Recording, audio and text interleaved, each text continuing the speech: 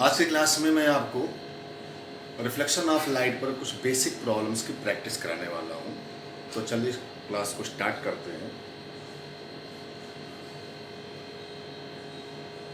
तो सबसे पहले प्रॉब्लम जो हम आपके सामने रख रहे हैं वो है, ध्यान से सुनिएगा। If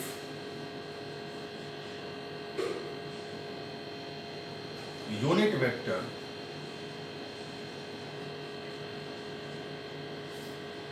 in the direction of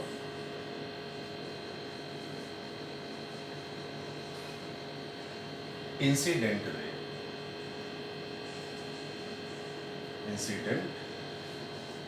ray is I cap plus j cap by √2। क्या आपको दिया गया है? यूनिट वेक्टर किसकी डायरेक्शन में दिया गया है? इंसिडेंट रे की डायरेक्शन में। तो this is a unit vector I cap plus j cap root by √2 and normal and unit vector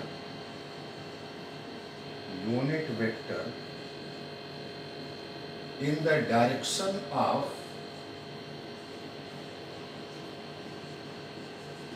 normal at point of incidence,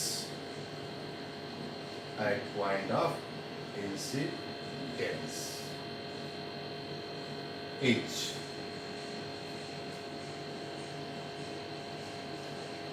j plus k by √2। तो ये j plus k by √2 क्या है? Also unit vector है, but ये किसकी direction में है?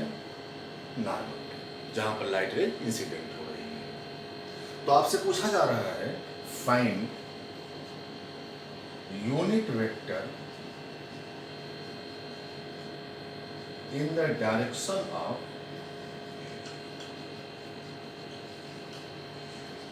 reflected light। कौन सी लाइट रे की डायरेक्शन में हमें चाहिए यूनिट वेक्टर? रिफ्लेक्ट होने वाली लाइट रे। तो ये जो है सिंपली जो है लॉ ऑफ रिफ्लेक्शन पर बेस्ड हमारी एक प्रॉब्लम है। आपको जो है इंसिडेंट रे की डायरेक्शन में दिया गया है यूनिट वेक्टर, मतलब इंसिडेंट रे की डायरेक्शन दी गई है। आपको नॉर्मल के डायरेक्शन में यूनिट वेक्टर दिया गया है, मतलब आपको नॉर्मल दिया गया है, राइट। आपसे पूछा गया है कि लाइट रे जो रिफ्लेक्ट होकर के जिस डायरेक्शन में जाएगी उस डायरेक्शन में यूनिट वेक्टर क्या होगा। तो चलो मान लेते हैं कि उस डायरेक्शन में unit vector R cap is a unit vector in the direction of reflected light रे।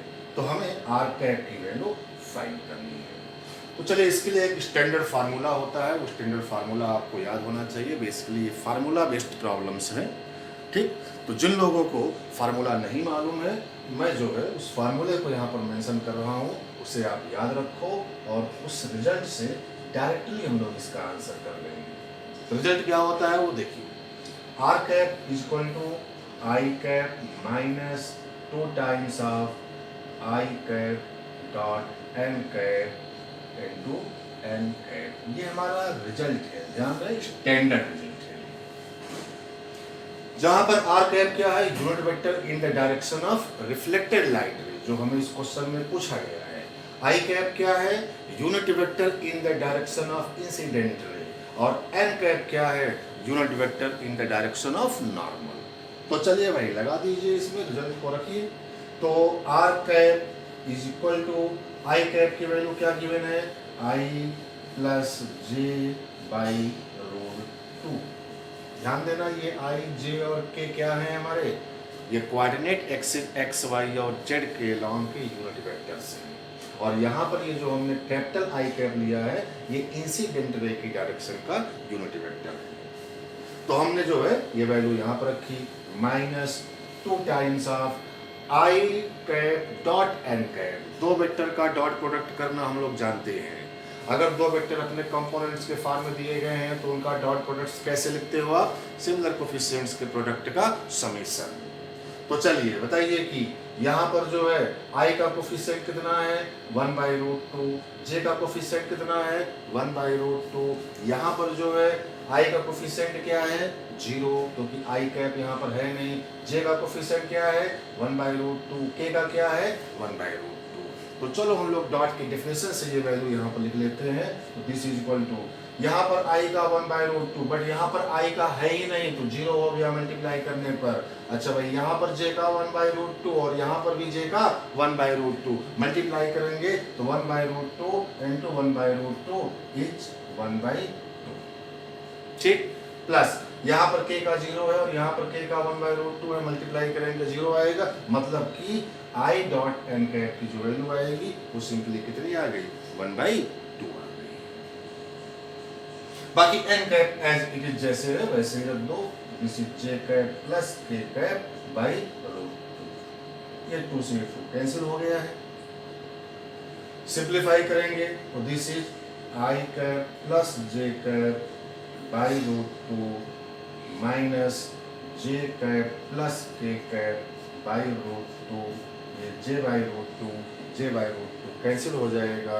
Answer is comes out i minus k by √2। क्या आ गया result? i cap minus k cap by √2। इस पर्टिकुलर क्वेश्चन का जो अपना answer हुआ that answer is this. It is clear? तो चलिए नेक्स्ट क्वेश्चन देखते हैं। बहुत ही बेसिक प्रॉब्लम थी, ये आपको समझ में तभी आ सकती है जब आप इस रिजल्ट को याद रखोगे। बेसिकली ये रिजल्ट बेस्ड प्रॉब्लम थी हमारी। तो चलिए अगली प्रॉब्लम पर आते हैं।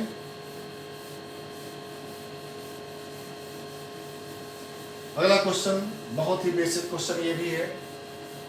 मान लो कि एक्स वाई का एक कोऑर्डिनेट एक्सिस सिस्टम हम लोग लेते हैं। मैं क्वेश्चन यहाँ पर लिख नहीं रहा हूँ, आप डायग्राम से क्वेश्चन को समझिएगा। तो we have X Y coordinate axis system, और इस एक्स वाई के कोऑर्डिनेट एक्सिस सिस्टम में हम लोगों ने एक सर्कुलर रिफ्लेक्टिंग सरफेस बना दिया है। ये एक सर्कुलर रिफ्लेक्टिंग सरफेस है जिसका सेंटर जो है वो ओरिजिन है। तो this is circular reflecting surface, जिसका आउटर पार्ट रिफ्लेक्टिंग सरफेस है, बाहर ये रिफ्लेक्टिंग सरफेस है, अंदर से पॉजिटिव। ऐसा जो है एक सर्कुलर रिफ्लेक्टिंग सरफेस हमने लिया है, सेंटर ओरिजिन पर है। रेडियस जो है चलिए इसका हम लोग ले लेते हैं r, radius is r। Question क्या है वो देखिए। एक्स एक्सिस के पैरेलल जो है हम लोगों ने एक लाइट रे को ले आकर के इंसिडेंट कर दिया। किसके पैरेलल? एक्स एक्सिस के। This is incident ray parallel to X axis as shown in the figure.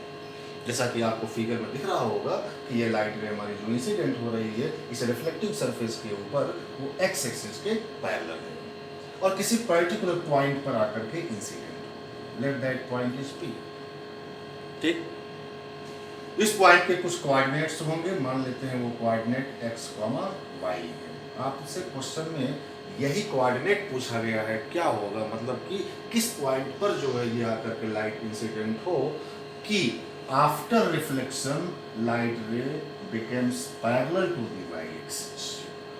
Condition है ये क्वेश्चन की कंडीशन है कि ये लाइट रे जो है इस पॉइंट P पर जो है इंसिडेंट अगर हो रही है तो रिफ्लेक्ट होकर के वो I एक्सिस के पैरेलल हो जाए, तो Y एक्सिस के पैरेलल हो जाए, पैरेलल टू Y एक्सिस।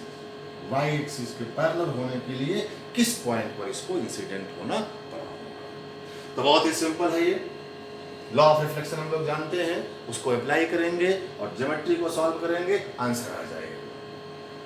अब देखिए ध्यान से देखिए, ये इंसिडेंट लाइट रे जो हमारी है वो एक्स एक्सिस के पैरेलल है और रिफ्लेक्ट होने वाली लाइट रे वाई के पैरेलल जा रही है, मतलब कि दोनों के बीच का एंगल कितना होना चाहिए 90 डिग्री होना चाहिए, 90 डिग्री होना चाहिए। और अगर इस पॉइंट पर मैं आपसे बोलूं कि नॉर्मल ड्रा किया जाए तो नॉर्मल आप अच्छी तरीके से जानते हो कहां से पास होगा, सेंटर से, सर्कल के सेंटर से पास होगा। किसी भी सर्कल के सरफेस के ऊपर नॉर्मल लाइन जो होता है वो ऑलवेज जो है सर्कल के सेंटर से पास होगा। तो this is our normal line, ये नॉर्मल लाइन होनी चाहिए। अच्छा भाई, अब अगर ये नॉर्मल लाइन हुआ तो बोलिए ये इंसिडेंट रे हो गया और ये रिफ्लेक्टेड रे हो गया, तो ये एंगल इंसिडेंट एंगल कहलाएगा और ये एंगल रिफ्लेक्टेड एंगल कहलाएगा, और दोनों एंगल लॉ ऑफ रिफ्लेक्शन से हम लोग जानते हैं सेम होता है। यानी ये एंगल और ये एंगल सेम होने का मतलब इनकी वैल्यू कितनी आनी चाहिए, 45 डिग्री, क्योंकि दोनों का समेशन क्या है, 90 डिग्री। तो आपको ज्योमेट्री से पता चल गया कि ये दोनों एंगल 45 डिग्री के हो गए। अच्छा भाई, अब अगर ये 45 डिग्री है तो निश्चित तौर पर ये एंगल भी क्या होगा, 45 डिग्री हो गया है।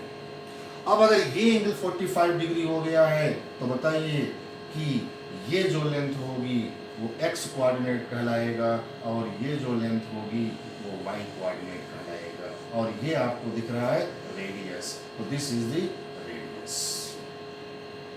ठीक, तो अगर मैं इस लेंथ की बात करूं तो ये लेंथ कितना होना चाहिए, r cos 45, right angle triangle से r cos 45 cos 45 की वैल्यू 1/√2। इस लेंथ की अगर हम लोग बात करें तो दिस इज r sin 45 की वैल्यू भी क्या हो गई, 1/√2, तो आल्सो दिस इज r/√2।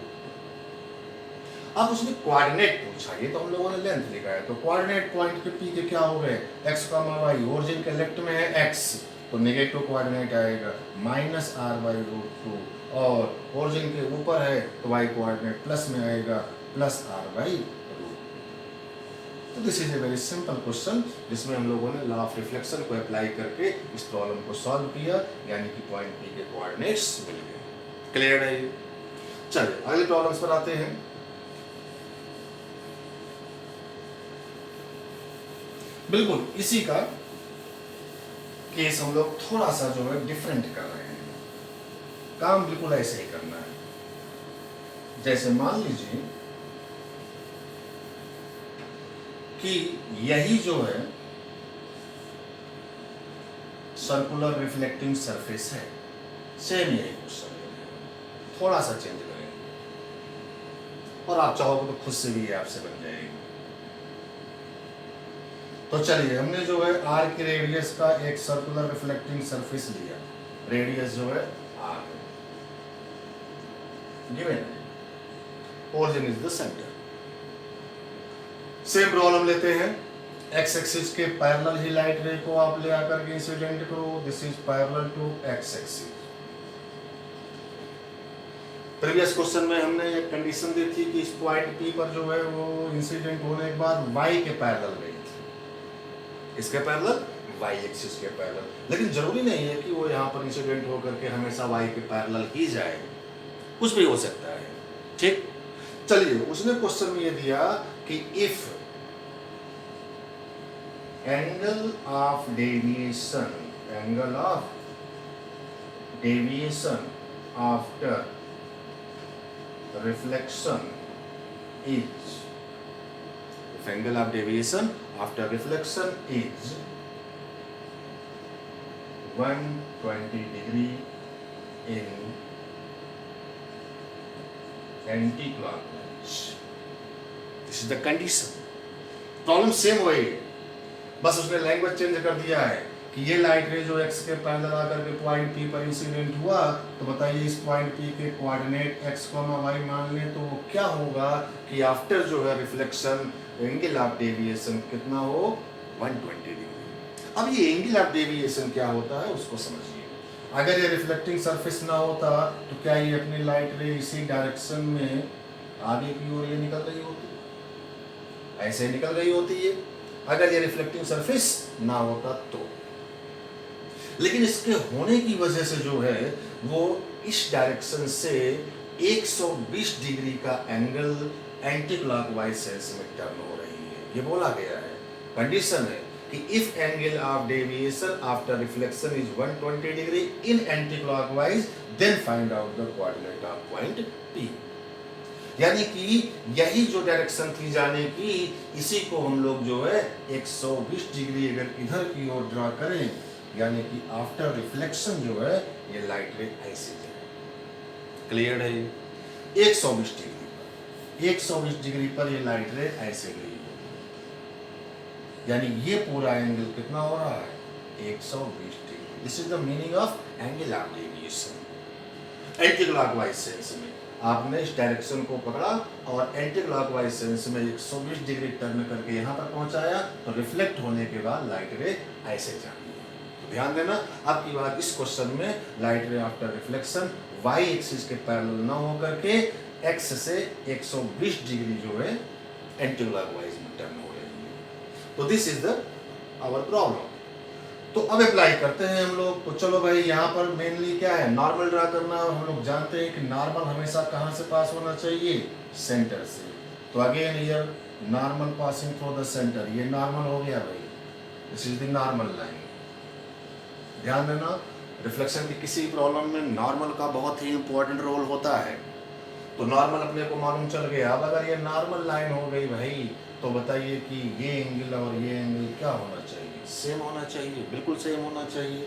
वैसे ये एंगल टोटल कितना होगा, 60 डिग्री। क्यों? क्योंकि ये 120 है, तो ये 60 होगा, तब ये जाकर के पूरा कितना बनेगा, 180। टोटल कितना होता है यहाँ से यहाँ तक, 180, जिसमें से ये एंगल 120 डिग्री है। तो टोटल ये एंगल अगर 60 डिग्री होगा, तो ये एंगल 30 डिग्री और ये एंगल भी 30 डिग्री। लॉ ऑफ रिफ्लेक्शन से ये दोनों एंगल क्या होंगे, सेम। तो अब आपको मिल गया कि ये अगर 30 डिग्री है, तो ये एंगल क्या होना चाहिए, 30 डिग्री होना चाहिए। बाकी काम प्रीवियस क्वेश्चन का। अगर हम लोग यहाँ से परपेंडिकुलर ड्रा कर दें, तो this length is X coordinate and this length is Y coordinate. तो बताइए, ये रेडियस r है, ये रेडियस r है, तो अब की बार ये लेंथ कितनी हो गई, r cos 30।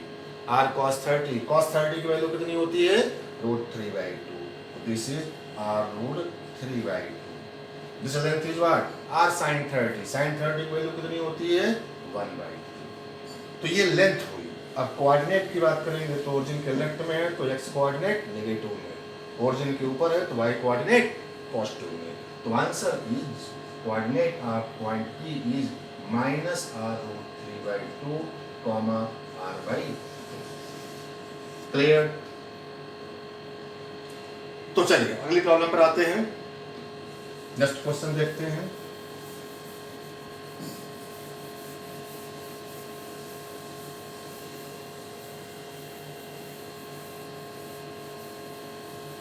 मान लीजिए कि हमारे पास दो प्लेन मिरर है, दिस इज 2 प्लेन मिरर।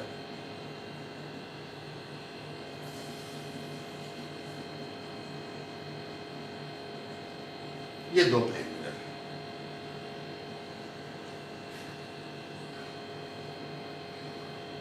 दोनों प्लेन मिरर के बीच का एंगल जो है, दोनों प्लेन मिरर के बीच का एंगल जो है, चलो हमने ले लिया 30 डिग्री। 30 डिग्री के एंगल पर दोनों प्लेन मिरर्स इंक्लाइंड है। अब हमने क्या किया कि एक लाइट रे, ये फर्स्ट मिरर मान लो, ये सेकंड मिरर मान लो, एक लाइट रे हमने फर्स्ट मिरर के ऊपर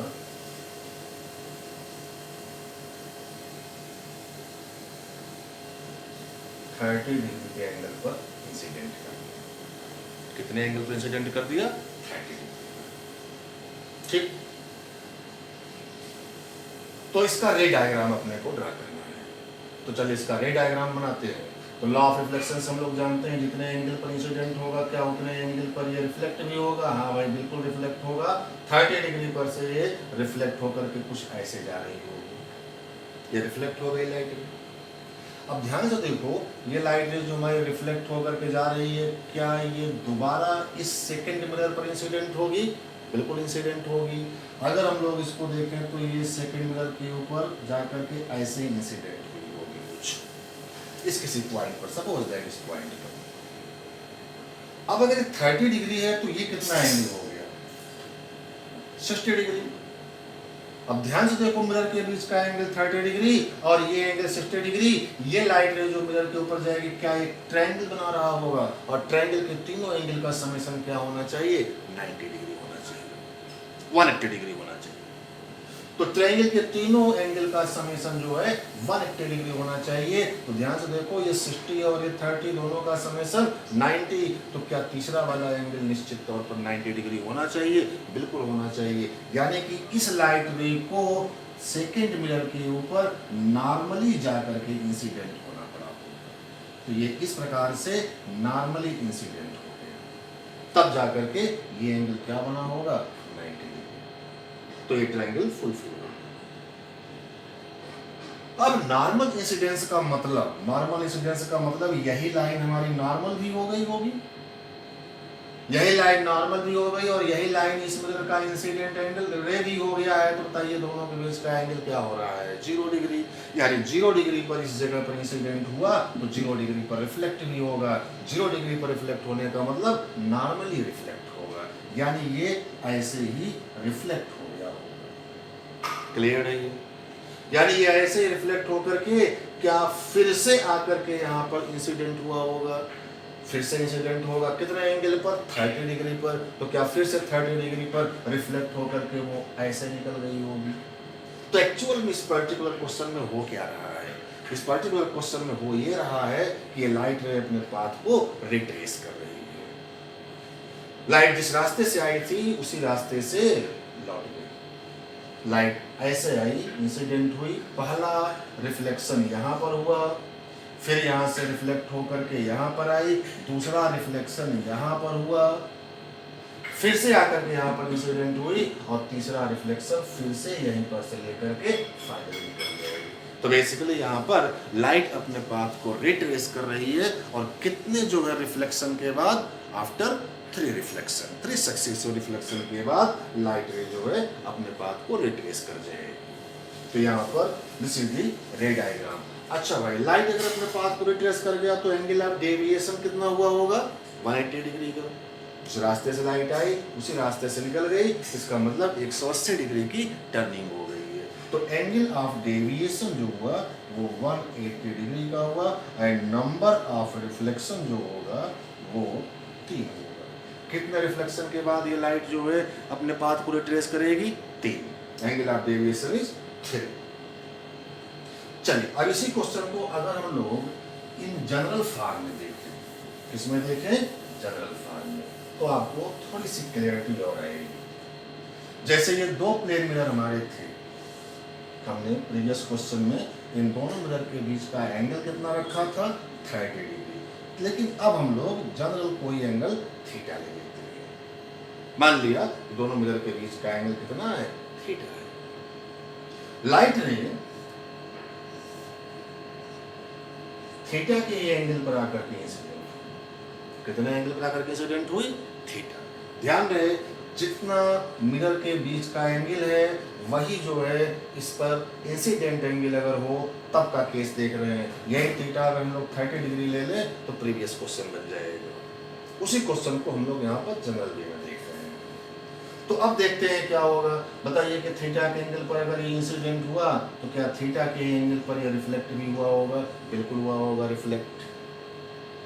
अब अगर ये एंगल थीटा हो गया है तो ये एंगल कितना बनना चाहिए? 90 माइनस थीटा। 90 माइनस थीटा हो गया। ये लाइट रे जाकर के इस मिरर पर इंसिडेंट होगी तो एक ट्रायंगल बनाएगा। ट्रायंगल के तीनों एंगल का समेशन 180 डिग्री होता है। लेकिन देखो आप, थीटा और ये 90 माइनस थीटा, इन दोनों एंगल का समेशन ही कितना हो रहा है? 90। तो पक्का तीसरा वाला एंगल कितना होगा? 90 डिग्री होगा। 90 डिग्री होने का मतलब ये हुआ कि इस लाइट को 90 डिग्री पर ऐसे यहाँ पर पहुंचेगा। ये 90 डिग्री होना चाहिए। 90 डिग्री होने का मतलब क्या नॉर्मली इंसिडेंट हुआ? यही हमारी लाइन नॉर्मल लाइन भी हो जाएगी इस मिरर का। इस मिरर पर यही हमारी लाइन क्या हो गई? Normal line. नॉर्मल लाइन होने का मतलब 0 डिग्री का इंसिडेंट एंगल। 0 डिग्री के इंसिडेंट एंगल पर इंसिडेंट होगी तो 0 डिग्री पर रिफ्लेक्ट हो जाएगी, यानी नॉर्मली रिफ्लेक्ट भी हो गई, रिफ्लेक्ट हो गई। सेम प्रीवियस क्वेश्चन का रिजल्ट बन रहा है। फिर से ये रिफ्लेक्ट होकर के यहाँ पर आएगा और रिफ्लेक्ट होकर के ऐसे जाएगा। तो क्या यहाँ पर भी जो है लाइट अपने पाथ को रिट्रेस कर रहा है? कर रहा है। कितना नंबर ऑफ रिफ्लेक्शन के बाद? 3। तो here number of reflection is 3 and angle of deviation is 180. तो बेसिकली यहाँ पर जो है हमें एक स्टैंडर्ड रिजल्ट मिल गया कि जितना एंगल मिरर के बीच का हो, उसी एंगल पर अगर जो है कोई लाइट आकर के एक मिरर पर इंसिडेंट हो तो हमेशा वो 3 सक्सेसिव रिफ्लेक्शन लेगा और लाइट अपने पाथ को रिट्रेस करेगा। Angle of deviation is 180 class में हम लोग जो है इसके आगे हम लोग और भी बहुत सारी प्रॉब्लम्स को डिस्कस करेंगे। तो नेक्स्ट क्लास में हम लोग इसी टॉपिक को फिर से कंटिन्यू करेंगे और इसके आगे की प्रॉब्लम्स को डिस्कस करेंगे। Okay, thank you.